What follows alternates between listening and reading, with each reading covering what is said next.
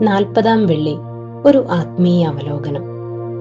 50 നോമ്പിലെ ആദ്യത്തെ 40 ദിവസത്തെ ഉപവാസവും പ്രാർത്ഥനയും പൂർത്തിയാകുന്ന ദിവസമാണിത്. ഇതിനെ 40-ാം വെള്ളി എന്ന് വിളിക്കുന്നു. യേശുക്രിസ്തു മരുഭൂമിയിൽ 40 പകലും 40 രാവും ഉപവസിച്ചതിനെ അനുസ്മരിച്ചാണ് വിശ്വാസികൾ ഈ 40 ദിവസങ്ങൾ പൂർത്തിയാക്കുന്നത്. പ്രധാന പ്രത്യേകതകൾ: 1. നോമ്പിന്റെ പൂർത്തീകരണം. ഔദ്യോഗികമായി 40 ദിവസത്തെ നോമ്പ് ഇവിടെ അവസാനിക്കുന്നു. എന്നാൽ കഷ്ടാനുഭവ ആഴ്ച വരാനിരിക്കുന്നതിനാൽ വിശ്വാസികൾ ഈസ്റ്റർ വരെ നോമ്പ് തുടരുന്നു. 2.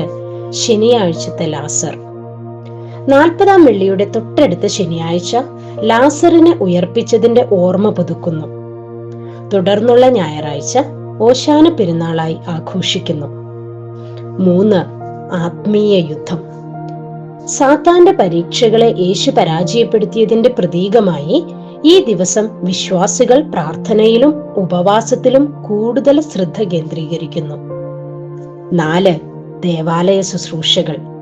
ഈ ദിവസം പള്ളികളിൽ പ്രത്യേക പ്രാർത്ഥനകളും നമസ്കാരവും ഉണ്ടാകാറുണ്ട്. മിക്കവാറും സഭകളിൽ ഈ ദിവസം നോമ്പിലെ പ്രാർത്ഥനകളുടെ ഒരു സുപ്രധാന ഘട്ടം അവസാനിക്കുന്നതായി കണക്കാക്കുന്നു. എന്താണ് 40-ാം വെള്ളി നമുക്ക് നൽകുന്ന സന്ദേശം? 40-ാം വെള്ളി എന്നത് കേവലം ഭക്ഷണ നിയന്ത്രണമല്ല, മറിച്ച് ആത്മനിയന്ത്രണത്തിന്റെയും അനുതാപത്തിന്റെയും സന്ദേശമാണ് നൽകുന്നത്. തന്നിലെ തിന്മകളെ ഉപേക്ഷിച്ച് ക്രിസ്തുവിനോടൊപ്പം കഷ്ടാനുഭവ ആഴ്ചയിലേക്ക് പ്രവേശിക്കാനുള്ള ഒരുക്കമായാണ് ഈ ദിവസം അറിയപ്പെടുന്നത്. നമ്മുടെ ജീവിതത്തിലെ പ്രലോഭനങ്ങളെ അതിജീവിക്കുവാനും ആത്മീയമായി കൂടുതൽ കരുത്തു നേടാനും ഈ ദിവസം നമ്മെ ഓർമ്മിപ്പിക്കുന്നു.